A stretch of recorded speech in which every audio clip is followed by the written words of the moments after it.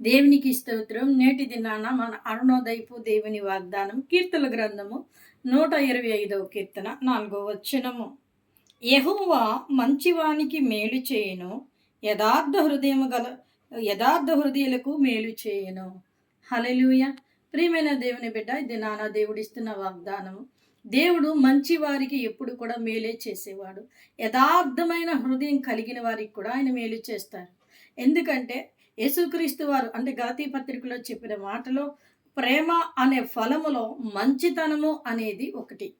కనుక ఆ మంచితనము అంటే ప్రసంగి గ్రంథంలో ఏమని ఉంటుందంటే, సుగంధ తైలము కంటే మంచి పేరు మేలు. అంటే నువ్వు మంచితనాన్ని, మంచి పేరుని సంపాదించుకుంటే, సుగంధ తైలము నీకు ఎలాగైతే సువాసన నువ్వు ఎక్కడ ఉంటే అక్కడ సువాసన ఇస్తుందో, నీ ముందర నడిచి నిన్ను సువాసనగా నిలబెట్టి నీ సువాసన అందరికీ వెదజల్లుతూ ఉంటుంది. ఎందుకంటే ఆ మంచితనం నువ్వు కలిగి ఉన్నావు కనుక దేవుడు నీకు మేలు చేశాడు. ఆ మేలును బట్టే నీ సువాసన వెదజల్లుతూ ఉంటుంది. కనుక దేవుడు మేలు చేయవాడే కానీ కీడు చేయవాడు కాదు. దేవుని మీద అలగొద్దు, దేవుని మీద సొనగొద్దు. అలిగి సొనిగితే దైవదూషణ చేసిన వంటి వారం అవుతాం, దేవదూషణ చేసిన వంటి వారం అవుతాం. కనుక నువ్వు దేవుని మీద అలుగుతున్నావా, సునుగుతున్నావా, అలాంటివన్నీ కూడా తొలగించుకో. ఆ సేవకులు అలిగారని చెప్పారు, ఈ సేవకులు అలిగారని చెప్పారు, అప్పుడు దేవుడు మాట్లాడారు. వద్దు. వాళ్ళ పిలుపు వేరు, వారి జీవిత విధానం వేరు. నీ పిలుపు వేరు, నీ జీవిత విధానం వేరు.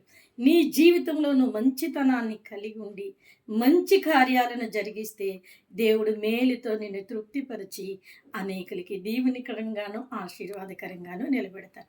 కనుక అరుణోదయాన లేచిన వెంటనే ఈ వాగ్దానాన్ని పట్టుకొని నీ జీవితాన్ని ప్రారంభించి అనేకులకి, తెలిసిన వారికి, తెలియలేని వంటి వారికి నీకు కలిగిన దాంట్లో నువ్వు మేలు చేసుకుంటే వెళ్ళిపోతే, మంచి హృదయం కలిగి ఉండి దేవుడు నీకు మేలు చేస్తాడు.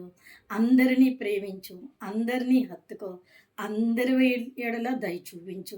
అట్టి మంచితనాన్ని నువ్వు కలిగి ఉంటే దేవుడు నీకు మేలు చేసి దీవించి ఆశీర్వదిస్తారు. ఆమేన్.